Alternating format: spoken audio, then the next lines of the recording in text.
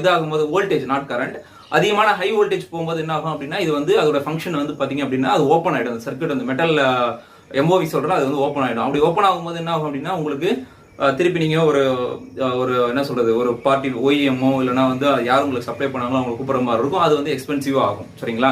Maybe அவங்க வந்து only வந்து எம்ஓவி தான் பிரச்சனை அப்படின்னு சொல்லிட்டாங்கன்னா ஓகே, இல்ல வேற ஏதாவது உங்களை வந்து பிளேம் பண்ற மாதிரி இல்லை நிறைய இஷ்யூ போர்டு இஷ்யூ அப்படின்னு சொன்னாங்கன்னா உங்கள்ட்ட அதிகமான சார்ஜஸ் வந்து ஹையர் பண்ணுவாங்க.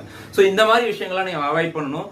உங்களுடைய ஈவன் நீங்க அந்த ஸ்டெபிலைசர் ஃபெயின் போட்டிருந்தாலும் அவங்களோட வோல்டேஜ் லிமிட் வந்து ரொம்ப ரொம்ப கம்மியா இருக்கும். அது வந்து பாத்தீங்கன்னா என்ன சொல்றது ஒரு 192 to 220 அப்படின்னு சொல்லி இருக்கும். சப்போஸ் அதுக்கு மேல போச்சுனாலும் சரி அதுக்கு கீழே போச்சுனாலும் சரி உங்க பிளக்சுவேஷன் வந்துச்சு அப்படின்னா டெஃபினட்டா உங்களுடைய எக்யூப்மெண்ட் வந்து உங்களுடைய ப்ராடக்ட் வந்து ரொம்ப வந்து அஃபெக்ட் ஆகும்.